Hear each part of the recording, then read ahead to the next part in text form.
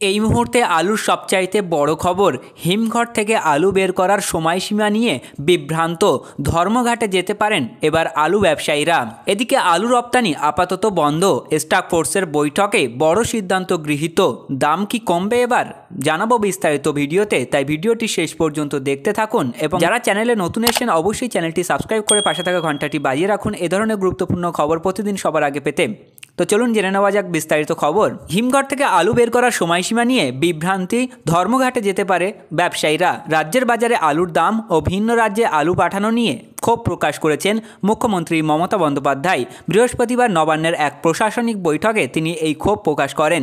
ভিন রাজ্যে আলু পাঠানোর নিয়ন্ত্রণ করতে বাংলা সীমান্তে নজরদারির নির্দেশ দিয়েছেন মুখ্যমন্ত্রী।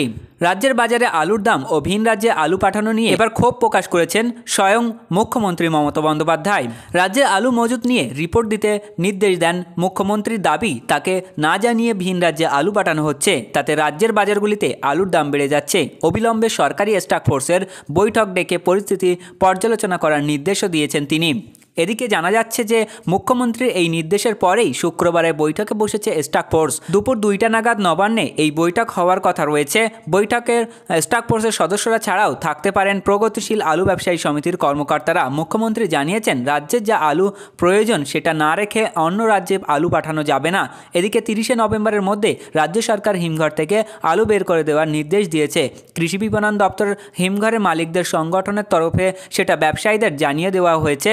গত কয়েক বছর ধরেই 30শে নভেম্বরের পরেও অতিরিক্ত 1 মাস আলু রাখার জন্য সময়সীমা বাড়িয়ে দেওয়া হতো। এবার সেরকম আর হবে না। সরকারি নির্দেশে বলা হয়েছে 30শে নভেম্বরের মধ্যে থাকা সব আলু হিমঘর থেকে বের করে নিতে হবে।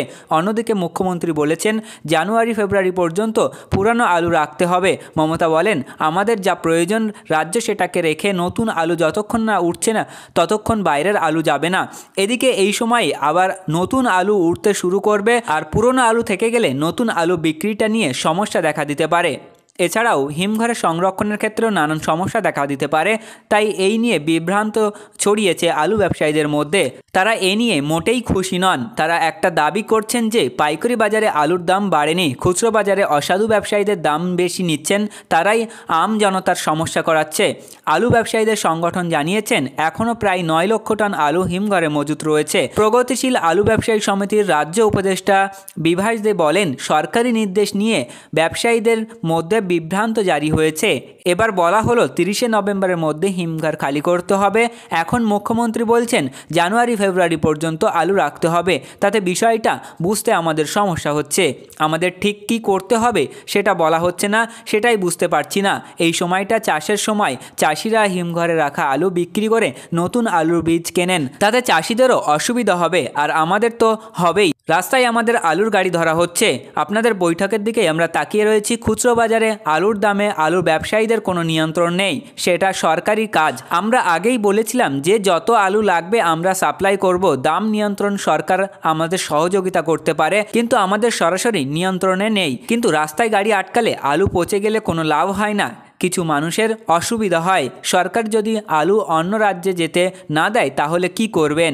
এই বিষয়ে বিভাসদা বলেন, আমরা সবটাই আবেদন করব। প্রথমে আমাদের সঠিক নির্দেশ দেওয়া হোক, আমরা কখন বাইরে আলু নিয়ে যেতে পারবো, কখন পারবো না। বাইরে আমাদের টাকা পড়ে আছে, আলু আটকে দিলে ব্যবসায়ীদের টাকা আটকে যাবে। তাই এই আবেদনে কাজ না হলে আমাদের কাজ বন্ধ করে বন্ধে বসতে হবে। কিছু একটা সিদ্ধান্ত নিতে হবে। তবে কাজ বন্ধ আমাদের লক্ষ্য নয়। বাইরের রাজ্যে আলু কি আমাদের রাজ্যে পর্যাপ্ত থাকবে বলেই আমরা ধারণা করি। এখনও যা আলু আছে তাতে অস্বাভাবিক দাম বেড়ে যাওয়ার কোনো জায়গা নেই। 2 থেকে 4 টাকা সব সময় বাড়া কমা করে। এদিকে আলু রপ্তানি আপাতত বন্ধ। স্টাক ফোর্সের বৈঠকে বড় সিদ্ধান্ত গৃহীত হলো। দাম কি আবার কমবে? আজ বাজারে হানা দেন স্টাক ফোর্সের প্রতিনিধিরা। সেখানে গিয়ে সব জিনিসের দাম লিখে নেন। দেখা যায় আলুর দাম আগের মতোই চড়া, পেঁয়াজের দাম সেঞ্চুরি করেছে। সেটা আজকের বৈঠকে তুলে ধরা হয়। তারপর নবান্নে ওই বৈঠকে সিদ্ধান্ত নেওয়া হয়েছে, মুখ্যমন্ত্রীর পরবর্তী নির্দেশ না আসা পর্যন্ত ভিন রাজ্যে আলু রপ্তানি বন্ধ থাকবে। মুখ্যমন্ত্রীর দপ্তরকে না জানিয়ে বাংলার আলু ভিন রাজ্যে পাঠানো হচ্ছিল, তাই বাংলার বাজারে হু হু করে দাম বাড়ছে আলু পেঁয়াজের। আলু রপ্তানি হচ্ছিল ভিন রাজ্যে, তা থেকে মোটা টাকা আয় করছিলেন ব্যবসায়ীরা। এই অভিযোগ পান মুখ্যমন্ত্রী মমতা বন্দ্যোপাধ্যায়, তখনই তড়িঘড়ি হস্তক্ষেপ করেন। বৃহস্পতিবার নবান্নের বৈঠকে আলু রপ্তানি নিয়ে ক্ষোভ প্রকাশ করেন। সেই বার্তার পরই শুক্রবার নবান্নে বৈঠকে বসে স্টাকফোর্স মুখ্য সচিবের সঙ্গে এই বৈঠক হয় আর তাতে সিদ্ধান্ত নেওয়া হয়েছে মুখ্যমন্ত্রীর পরবর্তী নির্দেশ আসা না পর্যন্ত ভিন রাজ্যে আলু রপ্তানি বন্ধ থাকবে। তো বন্ধুরা, এই ছিল আজকের আলুর গুরুত্বপূর্ণ খবর। পরবর্তী এই ধরনের গুরুত্বপূর্ণ খবরগুলি পেতে আমাদের চ্যানেলটিকে সাবস্ক্রাইব করুন, পাশে থাকা ঘন্টাটি বাজিয়ে রাখুন।